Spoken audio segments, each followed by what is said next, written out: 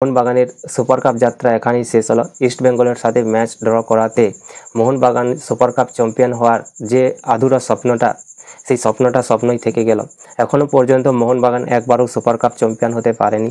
তো এবারে ভেবেছিল যে এবারে হয়তো সুপার কাপের ফাইনাল খেলবে, কিন্তু ডার্বিতে ড্র থাকাতে আরও একবার তারা সুপার কাপ থেকে এলিমিনেট হয়ে যায়, যেখানে সুপার কাপের সেমিফাইনালও পৌঁছাতে পারল না মোহনবাগান। আর এই ভুলটা মোহনবাগান নিজের দোষেই করেছে। হোসে মনিলান প্র্যাকটিসে ভুল করেছে, মোহনবাগানের নিজেরাই নিজেদের পায়ে কুড়ুল মেরেছে।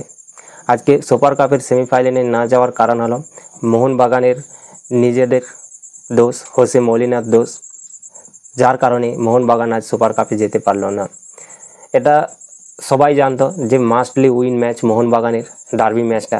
মোহনবাগান যদি ডার্বি ম্যাচ উইন হয় তবে গিয়ে তারা সেমিফাইনালে পৌঁছাতে পারবে সুপার কাপের, নয়তো মোহনবাগানের সুপার কাপের সেমিফাইনালে পৌঁছানো, নকআউট পর্বে যাওয়ার কোনো চান্স নেই। যেখানে ডেম্পো এফসির সাথে 0-0 ড্র করাতে মোহনবাগানের চান্স পুরোপুরি শেষ হয়ে গেল। অন্যদিকে ইস্ট বেঙ্গল ডেম্পো এফসির সাথে 2-2 গোলে ড্র করাতে মোহনবাগান ডেম্পো এফসির বিরুদ্ধে 0 গোল অবস্থায় ড্র করাতে ইস্ট বেঙ্গলের গোল মার্জিনের জন্য তারা সেমিফাইনালে পৌঁছে গেল। আর মোহনবাগান গোল মার্জিন কম থাকার জন্য তারা সেমিফাইনাল থেকে বা কোয়ার্টার ফাইনাল থেকে, গ্রুপ স্টেজ থেকে তারা সুপার কাপের বাইরে চলে এলো, সুপার কাপ থেকে ছিটকে গেল।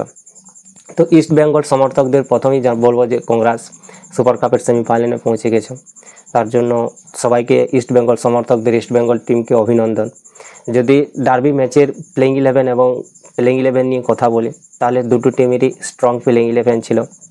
মোহনবাগানেরও স্ট্রং প্লেইং 11 ছিল, অন্যদিকে ইস্ট বেঙ্গলেরও স্ট্রং প্লেইং 11 ছিল। যেখানে ইস্ট বেঙ্গলের প্লেইং 11-এ ছিল প্রভু সুমন গিল, কেভিন আনোয়ার, জয় গুপ্তা, রাফিক, মোহাম্মদ রাশিদ, সাউল ক্রেপসো, বিপিন, মহেশ, মিগুয়েল ফিগোরিয়া এবং হামিদ আহমেদ, যেখানে 4-2-3-1 ফরমেশনে খেলছিল। অন্যদিকে যদি মোহনবাগানের প্লেইং 11 দেখি, তো সেখানেও বিশাল কায়েদ ছিল, টম এলড্রাড, আলবাদো রদ্রিগেজ, সুভাশিস বোস, মেহতাব, থাপা, আপুয়া, মানবীর, লিস্টান, সাল আব্দুল সামাদ এবং জেমি ম্যাকলারেন। তো যদি দুটো টিমেই দেখি, তো দুটো টিমেরই যে প্লেইং 11 ছিল, স্ট্রং প্লেইং 11 ছিল। প্লেইং 11-এর দিক থেকে স্ট্রং প্লেইং 11 ছিল, যে ম্যান প্লেয়ারগুলো সেগুলোই। কিন্তু ইস্ট বেঙ্গলের দিক থেকে আমরা দারুণ পারফরমেন্স দেখতে পাই ফার্স্ট হাফে। তো মোহনবাগানকে ভাই খুঁজেই পাওয়া যাচ্ছিল না। মোহনবাগানের হোসে মলিনার যে প্র্যাকটিস কি প্ল্যান করে এসেছিলো আমি তো বুঝে পাচ্ছিলাম না। একটা মাঠ কানা করে খেলছিল, একটা সাইডে খেলছিল তারা, একটা সাইড কানা করে খেলছিল মোহনবাগান। তো যে কারণে ইস্ট বেঙ্গলের বারবার সুযোগ আসছিল ফার্স্ট হাফে, এবং ইস্ট বেঙ্গল যে ভালো একটা ছন্দে দেখা যাচ্ছিল প্রথম থেকে, যে শুরু থেকে যে অ্যাটাক করছিল ইস্ট বেঙ্গল। তো ইস্ট বেঙ্গল ফার্স্ট হাফে দারুণ পারফরমেন্স করে। সেকেন্ড হাফে হয়তো ওই প্ল্যানিংটা চেঞ্জ করাতে মোহনবাগানের কাছ থেকে আমরা গেম দেখতে পাই, মোহন ফিরে আসে সেকেন্ড হাফে। যেখানে সেকেন্ড হাফে ইস্ট বেঙ্গলকে আমরা সেইরকমভাবে দেখিনি খেলতে। যে ডার্বি যে খুব একটা জমজমাট হয়েছে, আমার কাছে তো মনে হয় না খুব একটা জমজমাট হয়েছে ডার্বির। যে আমরা এর আগের যে ম্যাচটা দেখেছি, তো সেরকম ম্যাচ দেখতে পাইনি ডার্বি। যে ফার্স্ট হাফে ইস্ট বেঙ্গল জিতেছে তো বল পজিশনে, সেকেন্ড হাফে মোহনবাগান জিতেছে।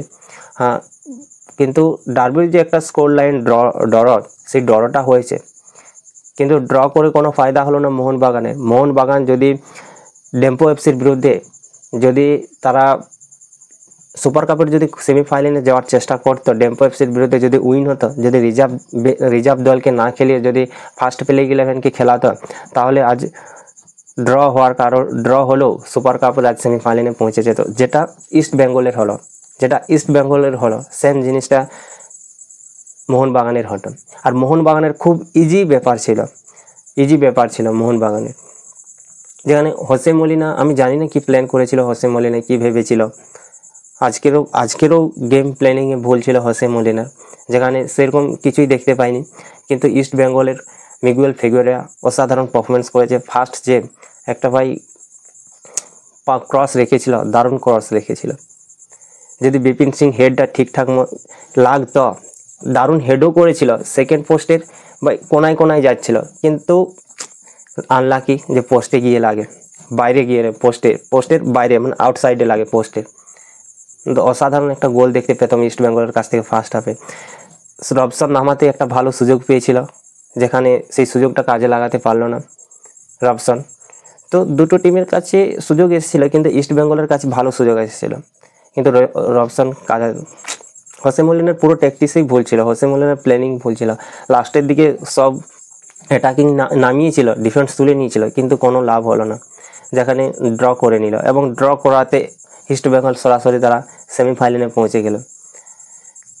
তো একটা গেম মোটামুটি ভালোই দেখতে পেয়েছি, খুব একটা খারাপ দেখতে পাইনি। দুটো টিমের কাছে ভালো গেম দেখতে পেয়েছি, দুটো টিমই ভালো পারফরমেন্স করেছে, দুটো টিমের কাছে ভালো গেম। কিন্তু আমার সেই যে একটা মোহনবাগানের পারফরমেন্স, সেই মোহনবাগানের পারফরমেন্সটা আমি দেখতে পেলাম না আজকে ইস্ট বেঙ্গল ভালো খেলেছে, এটা ভালো বলবো, যে ভালো খেলছে সে ভালো খেলবো, কিন্তু মোহনবাগানের কাছ থেকে সেই পারফরমেন্সটা দেখতে পেলাম না। আমরা যেরকম পারফরমেন্সটা মোহনবাগানের কাছে আশা করি, যেরকম তাদের প্লেয়ার আছে, তো সেই পারফরমেন্সটা মোহনবাগানের কাছ থেকে আমরা দেখতে পেলাম না। তো আশা করব যে ইস্ট বেঙ্গলের যে লক্ষ্য আছে, সেমিফাইনালে পৌঁছানোর যে লক্ষ্য আছে, এই চ্যাম্পিয়ন হওয়ার যে লক্ষ্য আছে, এবং ACL 2 খেলার যে লক্ষ্য আছে, সেই লক্ষ্যতে সফল হবে ইস্ট বেঙ্গল। তো এটাই আশা করব, আমাদের কলকাতার থেকে একটা ক্লাব আবার এশিয়ার মতো টুর্নামেন্টে, এফসির মতো টুর্নামেন্টে রিপ্রেজেন্ট করবে। যদি চ্যাম্পিয়ন হয় বা কোয়ালিফাই করার চান্স থাকবে, তো সেক্ষেত্রে অবশ্যই একটা ভালো, আমাদের কলকাতার দিক থেকে ভালো, পশ্চিমবাংলার দিক থেকে ভালো। তো অবশ্যই যে ফাইনালে গেছে, আশা করছি অন্যদিকে গোয়া সেমিফাইনালে এবং ইস্ট বেঙ্গল সেমিফাইনালে পৌঁছে গেছে। আর দুটো টিমকে আমরা সেমিফাইনালে কালকে এবং পরশুদিন দেখতে পাবো, যে আর দুটো টিমকে পৌঁছাচ্ছে সেমিফাইনালে। তো এখনও পর্যন্ত দুটো টিমই সেমিফাইনালের টিকিট কনফার্ম করেছে। তো আশা রাখবো যে ইস্ট বেঙ্গল তারা সুপার কাপ চ্যাম্পিয়ন হবে এবং ACL 2 এর যাত্রা এখান থেকেই শুরু করবে। তো এটাই আশা করব। আর মোহনবাগানের ব্যাড লাক, তো মোহনবাগানের মন খারাপ করার কিছুই নেই। সব ম্যাচগুলো তো যদি জিতবে বলে তাহলে তো হয় না, একটা দুটো ম্যাচ হারতেও হয় বা একটা দুটো ট্রফি ছাড়তেও হয়। সব ট্রফিগুলোই উইন হবে এটা কখনোই না। তো যথেষ্ট IPL শিল্ড উইন হয়েছে, তো সেখান থেকে IPL শিল্ডের মতো ফাইনালে উইন হয়েছে মোহনবাগান, তো সেখানে এই ম্যাচে ড্র করেছে।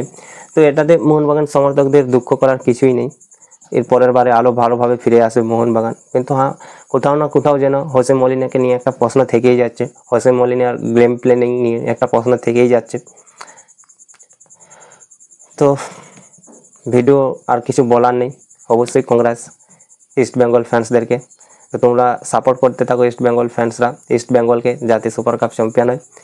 ভাই ভিডিও ভালো লাগলে লাইক করে দাও, কারণ এই চ্যানেলে তোমরা Indian football related video update পেতে থাকবে। তো প্লিজ চ্যানেলটি সবাই সাবস্ক্রাইব করে নাও। তো দেখা হবে পরের ভিডিওতে, ততক্ষণ পর্যন্ত সবাই সুস্থ থাকো, ভালো থাকো, জয় হিন্দ।